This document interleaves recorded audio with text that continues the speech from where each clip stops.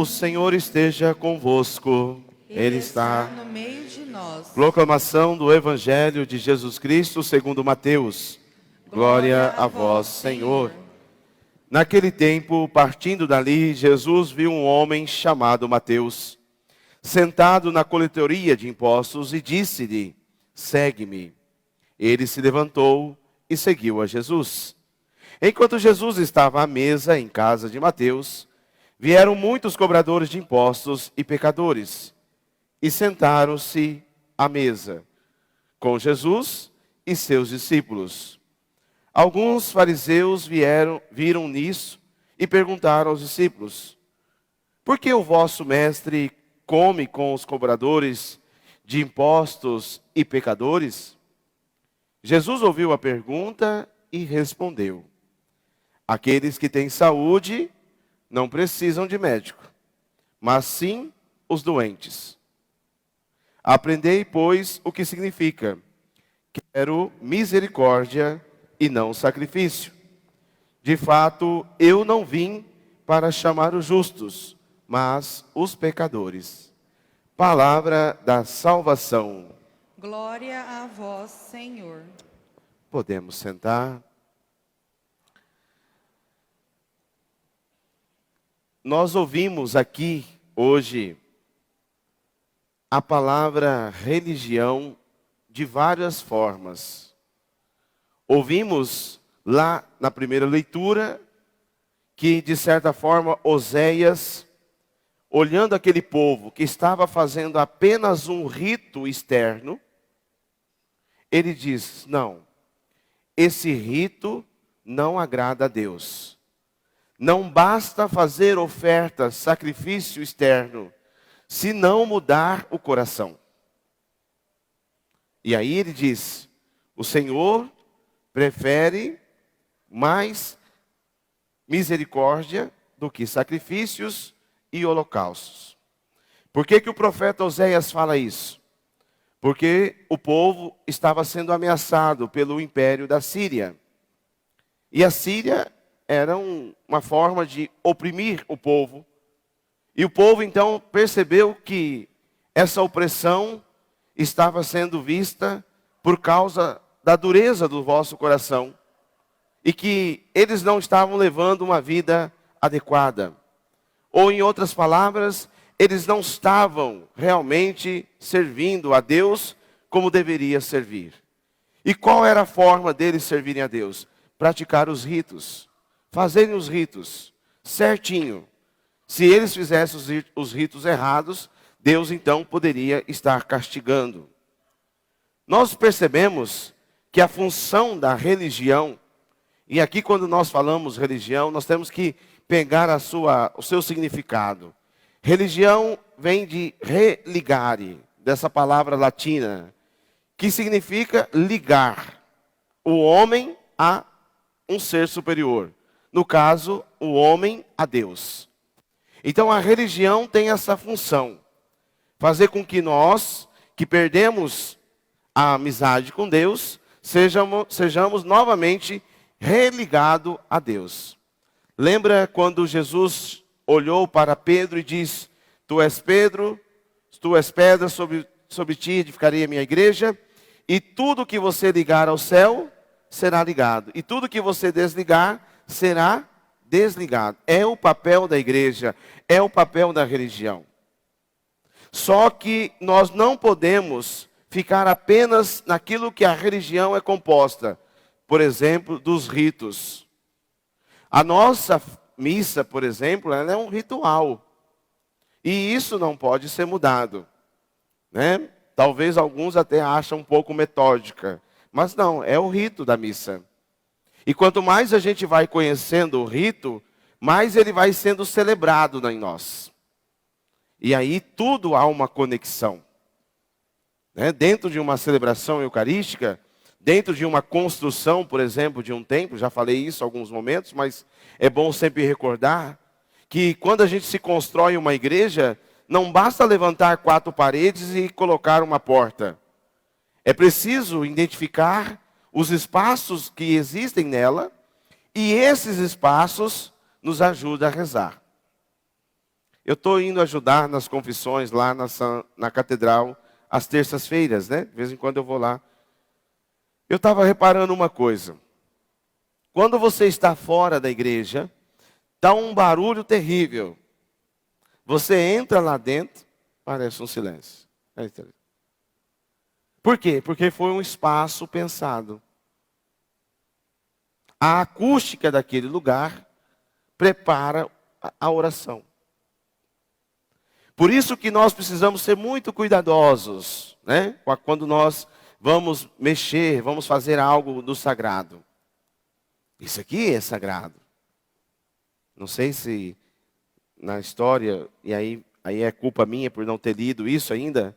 Eu não sei se aqui na nossa igreja matriz, Santa Joana, já foi feita a dedicação do altar, por exemplo. Então, quando se dedica ao altar, se consagra ao altar, se consagra as paredes, se consagra a cátedra, a mesa da palavra, né? Em si. Só que se nós fizermos tudo isso e deixarmos tudo bem organizado, bem bonitinho, mas não trazer isso para dentro de nós, não tem valor nenhum. E é isso que Oséias está criticando. Aliás, não, ele está exortando. Ele quer o seguinte: Deus deseja o amor, a bondade e a misericórdia, bem mais do que sacrifícios e holocaustos. Deus não defende uma religião sem culto, mas reprova um culto vazio. Um culto que não transforma o coração das pessoas. Às vezes nós entramos aqui, da forma que entramos, saímos, porque não permitimos que a palavra de Deus adentre o nosso coração. Misericórdia significa coração generoso e leal. Leal para com Deus e também para com seus filhos, especialmente os mais necessitados. Infelizmente, muitas vezes nós vemos na igreja ou nas religiões um pronto socorro. De acordo com a minha necessidade, eu recorro e busco e clamo. A partir do momento que eu fui atendido, pronto, já não preciso participar mais. Não há mais necessidade. Nós precisamos ter uma prática religiosa, não só uma observância. Aliás, nós temos que ter os dois, a observância e a prática religiosa. E assim, a prática vai nos motivando no nosso interior a uma vocação. Ouvimos na segunda leitura o exemplo de Abraão e também da sua esposa, Sara, que apesar da sua idade e apesar da sua esterilidade, não deixou de crer em Deus. E aí, motivado por Deus e fortalecido na fé, conseguiram, apesar da velhice, um filho. Mostra para nós que aquilo que nós buscamos dentro de um templo religioso tem que fazer crescer em nós a fé. E a fé é algo que nós acreditamos, não porque alguém nos falou, mas porque nós fizemos e fazemos a experiência de Deus. A fé tem que nos levar a isso. Por isso que no Evangelho, Jesus narra o chamado de Mateus e ao mesmo tempo a refeição de Jesus com os pecadores. Mateus era um cobrador de impostos para as autoridades romanas. Por isso ele era discriminado, um excluído da vida social e religiosa. Jesus passou diante dele e o convidou para segui-lo. No reino de Deus, há lugar para todos. O que nós precisamos ter é disposição e predisposição em seguir. Mateus aceitou e para agradecer aquilo que ele recebeu de Jesus, ele oferece um jantar. E não só a Jesus, mas também como todos os seus amigos. Conversa com seus amigos, convence. Aqui uma particularidade. Sentar-se à mesa com alguém significa estabelecer laços profundos e familiares com essa pessoa. Dizem que o mineiro, quando ele se identifica bem com você, ele recebe você na porta. Você toca os 2 dedos de prosa com ele. Se ele gostar de você, ele vai levar você lá para a cozinha dele, vai colocar você sentado na mesa e vai dizer, vamos comer um trem. Mineiro. Se ele não se identificar, imediatamente ele te despede ali mesmo. Né?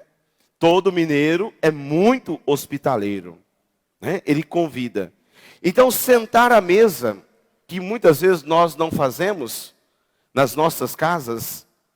Às vezes nós preferimos colocar a comida no prato e ir para a frente de uma TV, assentar-se com os familiares e poder partilhar. Olha o que Jesus fez.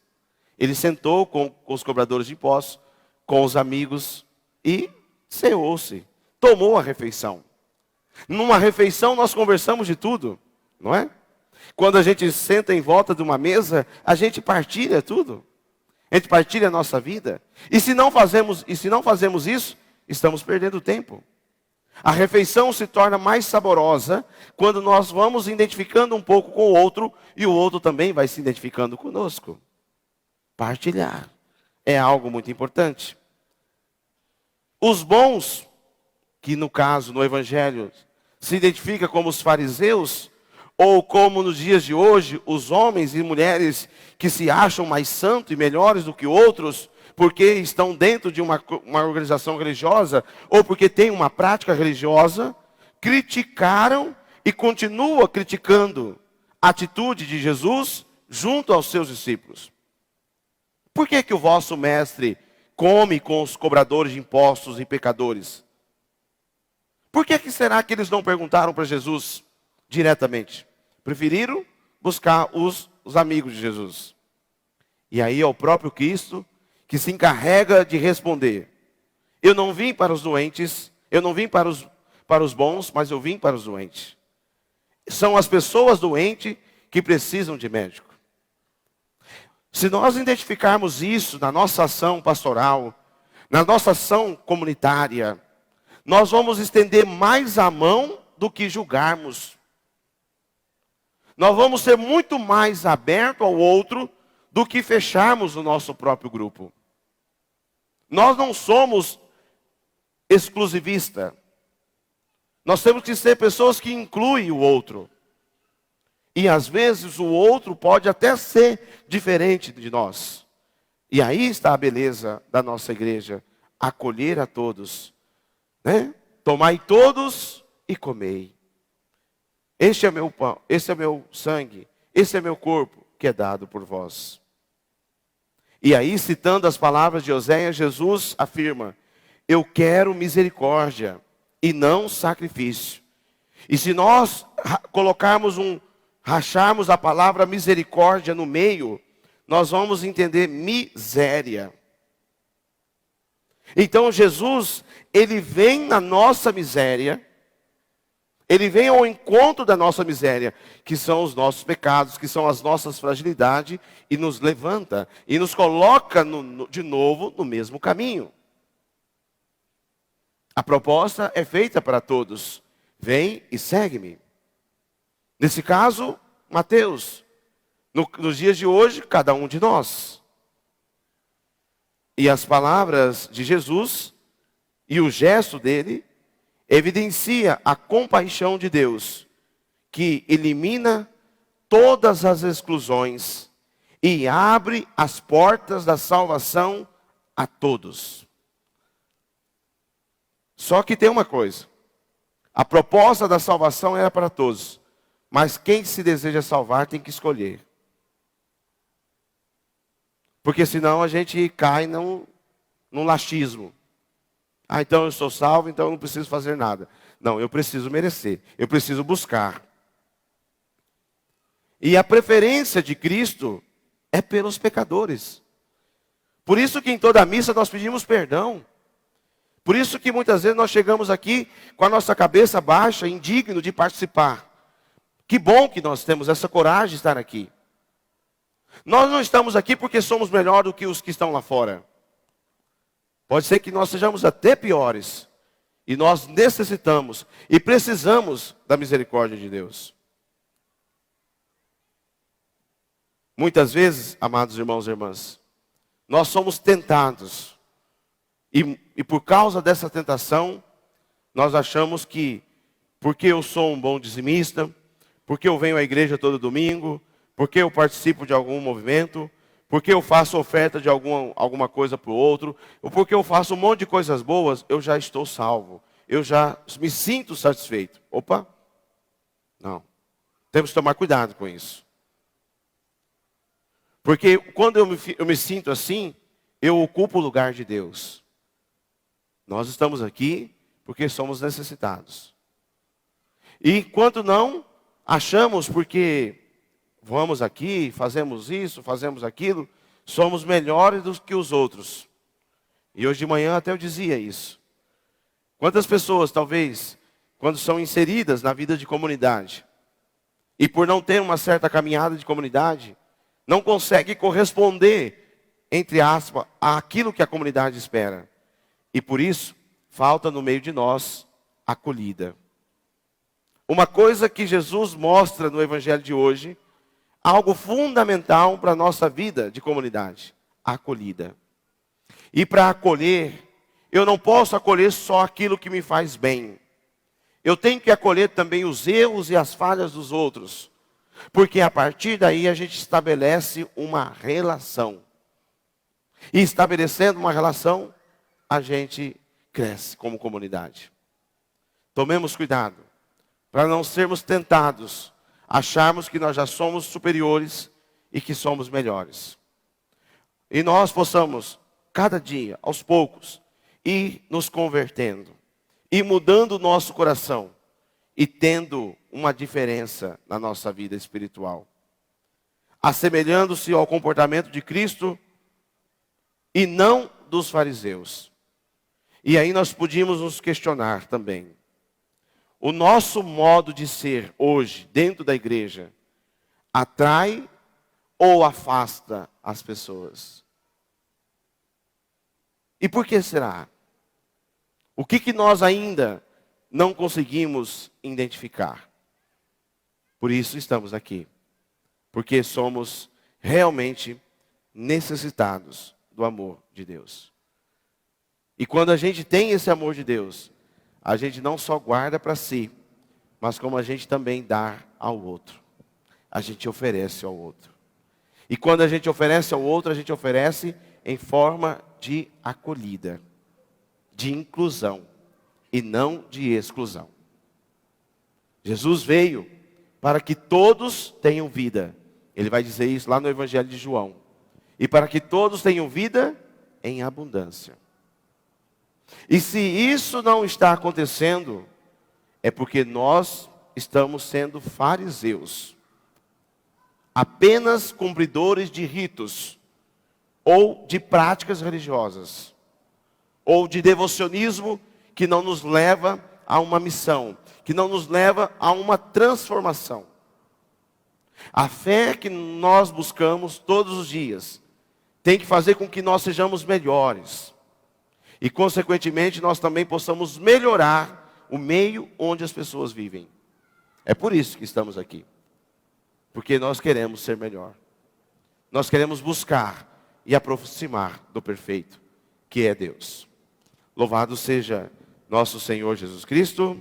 Para sempre seja louvado e amado.